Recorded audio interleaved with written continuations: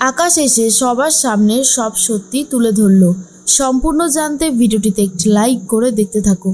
গল্পের শুরুতেই দেখা যায় শুভদের ঘরে এসে মাঝরাতের বেলায় দরজা ধাক্কা দিতে থাকে মোহনা।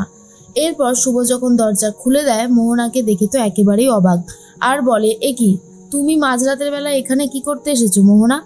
মোহনা তখন বলে, আমি এসেছি, আসলে আমি তো এখানে সেরকমভাবে কিছু চিনি না, আমার খুব জল তেষ্টা পেয়েছে আর বোতলটাও খালি হয়ে গেছে, তাই আমি তোমাদের কাছে এসেছিলাম। শুভ তখন বলে, তুমি বোতলটা এখানে রেখে যাও, ঘরে চলে যাও, তোমার জল তোমার কাছে পৌঁছে যাবে। এরপর মোহনা তো ঘরে চলে যায়।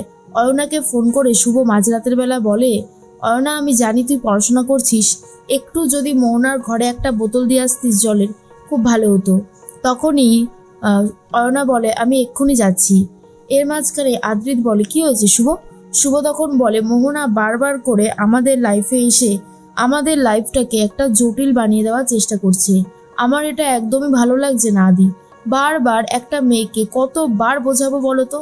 এতবার তো বোঝালাম, কোনো কাজই হচ্ছে না। তখনই আদ্রিত বলে, জানি না মোহনা কেন এরকম করছে, ওকে বোঝালেও ও বুঝতে চাইছে না, অনেকটা রাত হয়ে গেছে, এসো ঘুমিয়ে পড়ো। এরপর যখন আবারও শুভ ঘুমোতে যাবে, তখন আবারও দরজা টকটক করতে থাকে মোহনা আর বলে, আমার খুব ভয় লাগছে, বারবার মনে হচ্ছে ঘরের মধ্যে কেউ যেন একটা আওয়াজ করছে, আমার একদমই ঘুম আসছে না, খুব অস্বস্তি হচ্ছে। এরপর শুভ বলে, ঠিক আছে চলো, আমি তোমার সাথে যাচ্ছি, আমি তোমার সাথে থাকবো। এরপর মাঝরাতের বেলায় শুভ আদ্রিতকে ছেড়ে মোহনার ঘরে ঘুমাতে চলে যায়।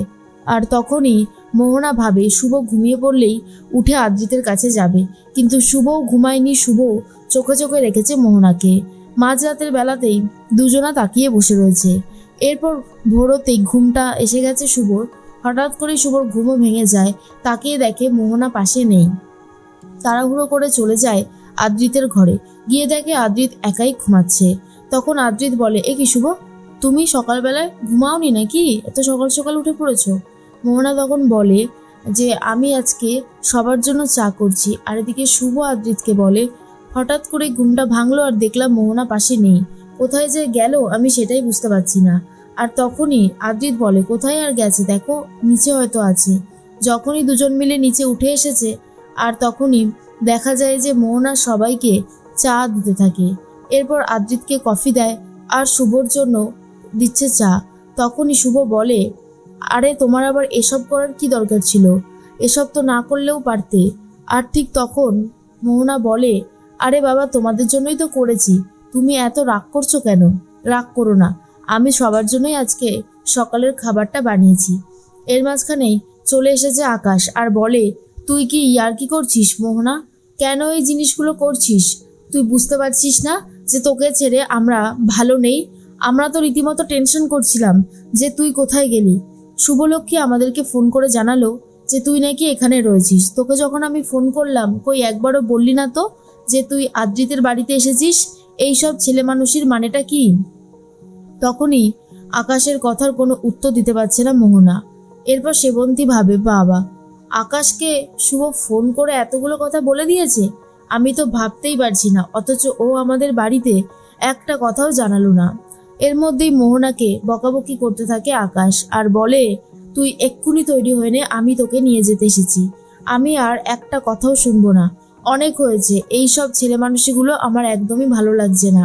তখন মোহনা বলে, দাদা তুই আমার কথাটা একবার শোন। কিন্তু আকাশ কোনো কথা শুনতে চায় না।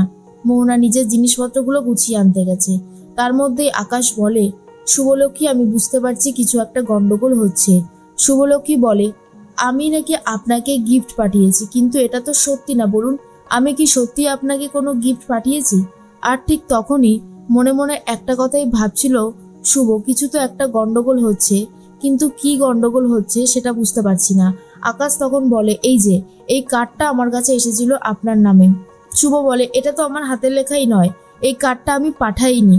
আমি খুব ভালো বুঝতে পারছি কেউ একজন আছে যে পুরো ষড়যন্ত্রটা করেছে। আকাশ তখন বলে, চিন্তা করবেন না, সব ঠিক হয়ে যাবে। এদিকে মোহনা তো বাড়িতে এসেছে। আকাশ খুবই রাগারাগি করতে থাকে আর বলে, এগুলো মেনে নেওয়া যায় না মা, ওকে তুমি বোঝাও। মোহনা বারবার করেই বলে যে আমি আয়ানকে ভুলতে পারবো না, আমি শুধু আয়ানকেই ভালোবাসি আর আমার জীবনে শুধু আয়ানকেই চাই, আয়ান ছাড়া আমি অন্য কারোর কথা ভাববো না। আর আকাশ বুঝতে পারে মোহনা দিন দিন পেশেন্ট হয়ে যাচ্ছে, ওকে বোঝানোটা একদমই যাচ্ছে না, আর এটা নিয়ে সুনন্দাও খুব চিন্তা করতে থাকে।